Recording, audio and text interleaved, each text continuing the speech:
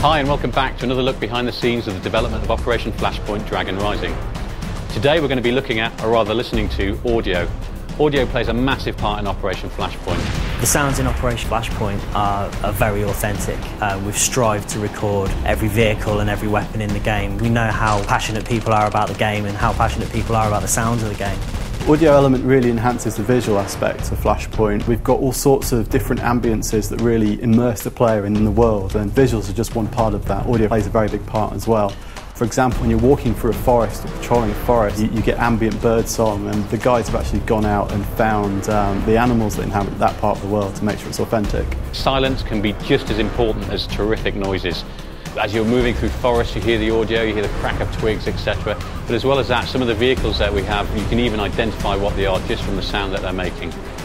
We're allowed to mic up these tanks and vehicles with many mics just to get every intricate detail of doors opening, closing, engines, interior sounds of these vehicles moving, all of which you'll hear in the game.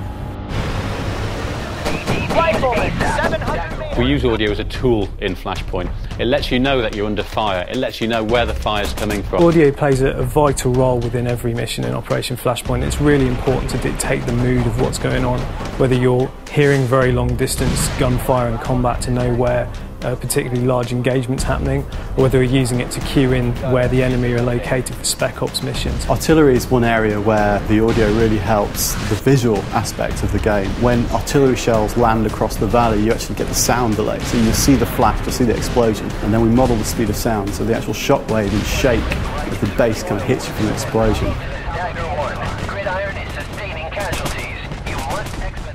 The sounds that we place within missions really do aid the player to find their way through the missions. They're going to know where a key installation is that the enemy have because they can hear it from a distance away.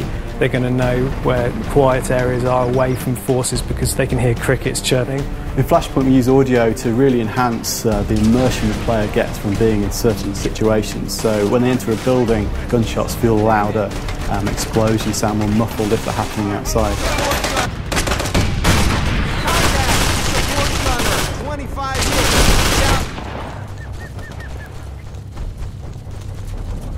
When someone's firing at you from 500 metres away or 1,000 metres away, it's an actual asset of that weapon being fired at that distance. It's not trickery, there's no filtering or EQ being applied.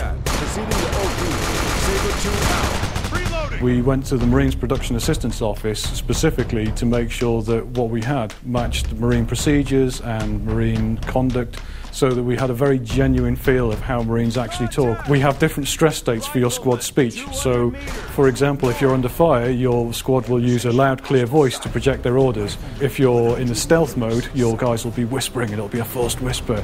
One of the best feelings in Flashpoint, and the one that gives you the fear the most, is hearing the bullets whiz and snap past your head and hit the brick wall in the background and smash a window and hit the stairs and zing off it. These things really make you panic, and it was one of the most important things to get into Flashpoint. And we think that when you start coming under fire and the PLAs start really suppressing you, you're not going to want to put your head up over those sandbags because one of those bullets could tag you and that'll be it.